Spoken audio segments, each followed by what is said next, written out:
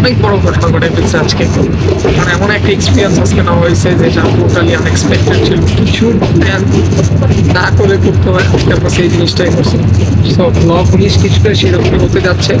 কোথায় যাচ্ছি, কী করতেছি, কোনো এক্সপিরিয়েন্স নেই, কোনো টার্গেট নেই যে এই জায়গায় যাচ্ছি, সেগুলো আমরা করে দেখাচ্ছি। জানতে বললে যে কীভাবে কী করেছি, ফুল ব্লগটা শেষ পর্যন্ত থাকতে হবে। Give me the chip, I need the championship. Wait, we got a dream. They say sound শুনে হয়তো বা গেস করতে পারতেছেন কোথায় এক্স্যাক্টলি ট্রেনে আছি। ট্রেনে কোথায় যেতেছি এরকম মানে ওয়েলকাম টু টুডেস অজানা ব্লগ। দেখি কি দেখে। তো বর্তমানে আছি আমরা ফেনী রেলওয়ে স্টেশনে এবং আজকের ব্লগটা হতে যাচ্ছে গন্তব্যবিহীন একটি ব্লগ। তো চলেন শুরু করি আজকের ব্লগটি। তাই কোনো প্রকার চিন্তা না করে ট্রেনে উঠে শুরু করে দিলাম আমাদের গন্তব্যবিহীন যাত্রাটি এবং স্টিল আমরা বলতে পারছি না যে আমরা কোথায় যাই। সো চলেন যেতে থাকি। রহমত ভাই, আজকে কোথায় যাব? কোনো উদ্দেশ্য নাই,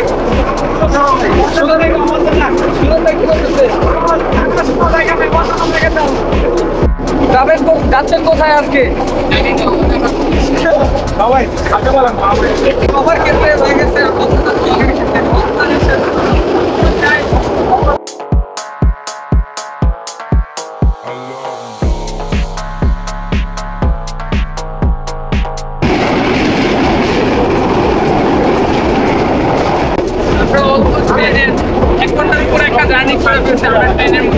চিন্তা করতেছি কই কই যাওয়া যায়।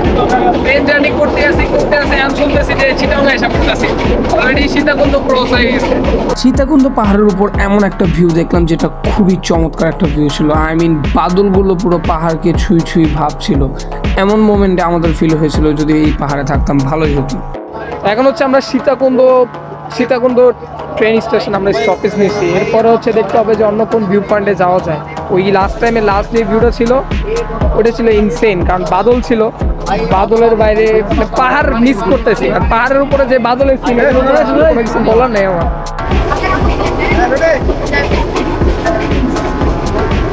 ভাই এটা বেস্ট একটা ফিলিং। আজকের ব্লগের আমাদের উদ্দেশ্য ছিল অজানা ব্লগ, কোনো ডেস্টিনেশন নাই। So welcome to blog 19 guys.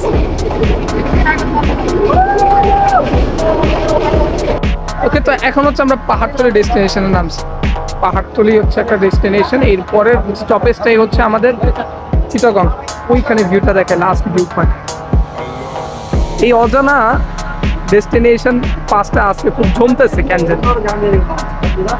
এ ভাই জার্নি তো করো এদেশে নাকি? হ্যাঁ,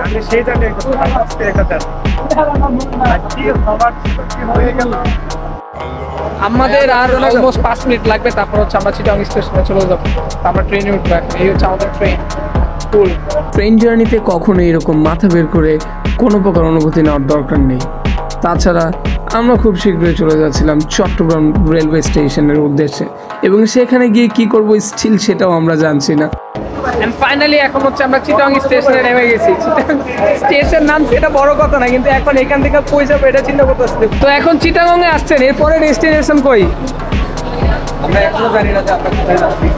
ভাই?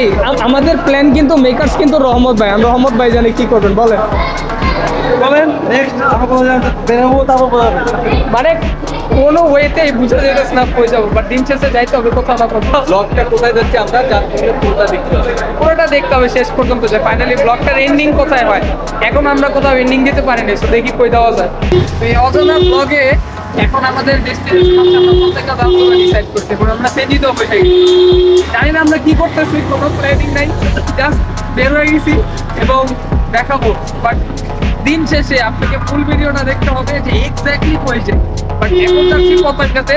এই প্ল্যানটা হচ্ছে আমাদের এই প্ল্যানটা হচ্ছে আমাদের ম্যানেজার স্যার সামনে দেখাচ্ছে, আপনারা দেখেন। এই যে আমার ভাই আছে জেলখানা কারাগারে আছে। যাই হোক, এই ভাইয়ের কারণেই আজকে আমাদের পতাকা দেওয়ার উদ্দেশ্য। চলেন যাই। সত্যি বলতে ফ্লাইওভারের এই নতুন রাস্তাটা জাস্ট চমৎকার ছিল। পয়সা উসুল বিশ্বাস যাও, this is the best view ever. এটা হচ্ছে চট্টগ্রাম শহরের মেইন পয়েন্ট। যত ধরনের দরকার, ও মাই গড। তবে 20,000 পাগল হয়ে যেতেছি, জানি না কই যেতেছি, কিন্তু সেই ভিউ দেখতেছি চমৎকার ভিউ, চমৎকার।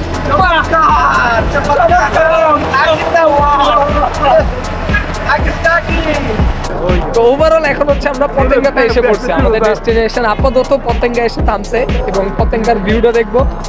পতেঙ্গার ভিউ পানি অনেক, দেখাচ্ছি একটা মিনিট। সমুদ্র পুরো উত্তাল অবস্থায় আছে, ঢেউ মারতেছে, মেলা ঢেউ। কেমনে কি করলাম আজকে এই মানে বিনা ডেস্টিনেশনের ব্লগে, ফেরি থেকে পতেঙ্গা এসে বললাম গাইস, বিশ্বাস হয়? আর ভিউ অত বেশি সুন্দর ছিল, যেটা অনেক বেশি ভালো লাগছে এবং ক্যামেরাতে ফুটতেছে না, বাট যদি ফিজিক্যালি দেখতেন তাহলে এটা আরো বেশি ফুটায় তুলতে পারতাম। পতেঙ্গা আসছে আর কাঁকড়া খাবো না এমনটা হইতেই পারে, এই জন্য চলে আসলাম কাঁকড়া মার্কেটে। কক্সবাজারও যখন ছিলাম তখনও প্রচুর পরিমাণে কাঁকড়া খাইছি, এখন পতেঙ্গাতে আসছি কাঁকড়া স্বাদ নেওয়ার জন্য। এখানে হচ্ছে আমাদের কাঁকড়া রেডি হচ্ছে। ভাই কাঁকড়া বেচবো, পতেঙ্গাতে আসছে, এখন থেকে মনে করেন কাঁকড়া পিস থাকবে। কাঁকড়া শুরু করছি, কাঁকড়া ভাই বেচতে হবে এখন। পুরো মশলা ফ্লেভার, ওয়াও। আর কিন্তু এদেরই লোভ লেগে গেছে জিনিস করে। তো এই হচ্ছে ফাইনালি আমাদেরটা রেডি হয়ে গেছে। এটা পুরোটাই একদম সালাদ মতো করেছে, যে পুরো গ্রেভিং সহকারে, দেখছেন?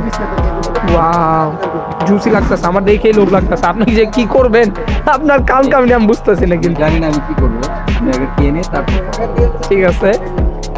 বিষয়টা হচ্ছে এই কাঁকড়া খাওয়ার জন্য আমাদের ডিসিশনটা নেওয়া হয়েছিল যে আমরা পতেঙ্গা বিচে আসবো। তার আগে আমাদের কোনো ডিসিশন ছিল না। Juicy and Tinder.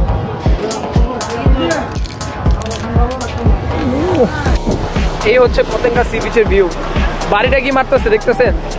দেখাই, দেখেন এরকম পুরা সমুদ্রে যে ঢেউ আসতেছে, উত্তাল উত্তাল বাতাস, আর বাতাসের যে আবহাওয়া, এটা তো লিটারালি আউটস্ট্যান্ডিং, বুঝানোর বাইরে। জোস, জাস্ট জোস। তো যাই হোক, আজকের এই গন্তব্যবিহীন ব্লগ এখানেই শেষ করতেছি এবং আজকের দিনটা খুবই চমৎকার ছিল, তাই না? কিন্তু আসলে চমৎকার ছিল, মানে বিনা প্ল্যানে যাই করছি, বিনা প্ল্যানে সবকিছু মেনটেন করা হয়েছে।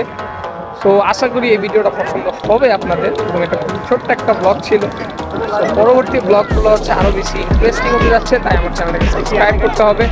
ডেফিনেটলি ফেসবুকে শেয়ার বাটনটাকে ক্লিক করতে হবে, যাতে মানুষজন এই ভিডিওগুলোকে এনজয় করতে পারে। আল্লাহ হাফেজ।